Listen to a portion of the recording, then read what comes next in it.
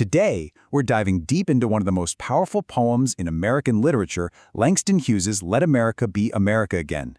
It's a piece that just sings with hope, but also aches with disappointment, and in the end, it absolutely roars with a defiant promise.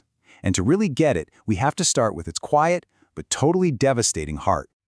It all starts right here. This single quiet line, just tucked away in parentheses. It's the key that unlocks the entire poem. It's a whisper that contains a shout, you know? Everything Hughes is about to build and question and demand, it all revolves around this one profound, painful truth. All right, so first up, the American ideal. To understand the poem's core conflict, Hughes first has to paint us a picture of the dream. He kicks things off by calling up that classic, idealized version of America, that grand promise we're all taught to believe in. Hughes lays out this beautiful, powerful vision. It's a land of pioneers, of freedom, of opportunity. This is the America of legend, right? A nation supposedly built on the idea that nobody should be crushed by someone more powerful. This is the dream. So now we have a contradictory voice. Just as we're getting comfortable in that ideal, Hughes just pulls the rug out from under us. A second voice crashes into the poem, a voice that interrupts, that contradicts, and that challenges every single thing we were just told. The dream is officially being challenged. And here it is, the central conflict of the poem just laid bare. You've got the grand, sweeping promise on one side, and on the other, the stark personal reality. This is where you realize, whoa, this isn't a monologue. It's a dialogue, an argument happening between two totally different Americas. And this second voice? It pulls no punches.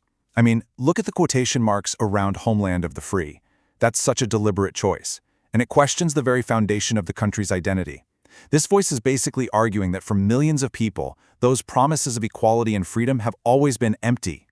Which brings us to the people of the dream. So who is this voice pushing back? Is it just one person? Well, this is where Hughes does something brilliant. He zooms out and he reveals that this isn't a single speaker at all. It's a massive chorus of the excluded and the forgotten. The poem itself asks the exact question we're all thinking.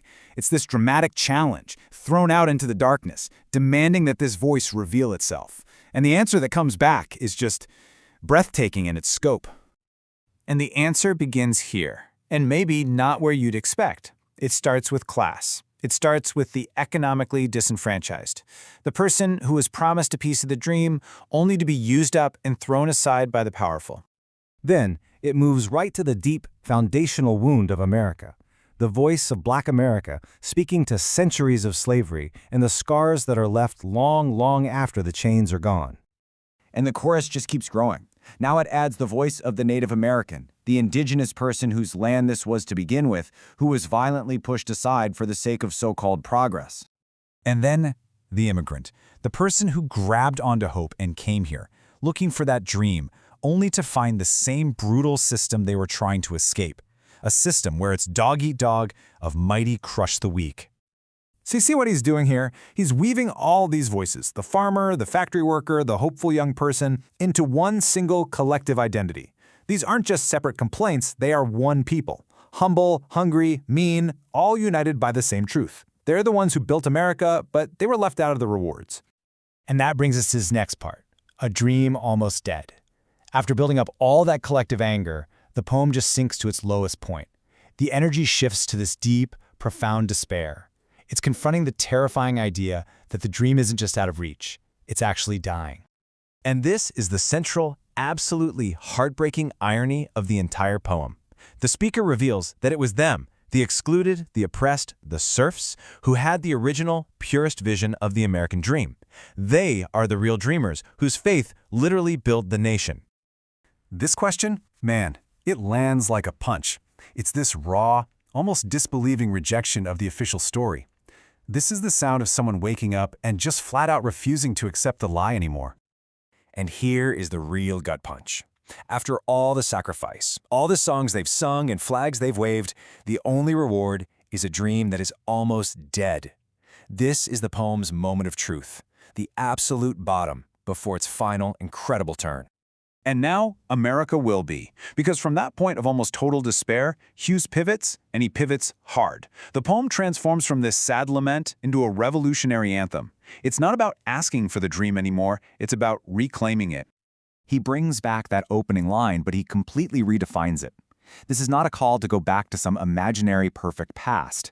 It's a demand to finally create the America that was always promised, but, as he says, never has been yet. And listen to how the tone shifts. It goes from a plea to a promise. It's not a request anymore. It is an oath, a solemn, personal, unbreakable vow. This is the sound of power and agency being taken back. And there it is, 3 simple words that are the true climax of this entire poem. It's not a hope, it's not a dream, it is a declaration. It's a promise, a statement of fact, forged in the steel of absolute conviction. So how's it going to happen? Hughes is crystal clear. The responsibility is on the very people who were left out. We, the people, have to redeem, take back, and make America. It's this incredibly powerful call to action that puts the future directly in our hands. And that leaves us with this final, vital question. You know, Hughes wrote this poem decades ago, but its power is absolutely timeless. It forces us to ask, who are we the people today? Who are the ones being left out of the dream? And what's our role in finally, truly making America, America?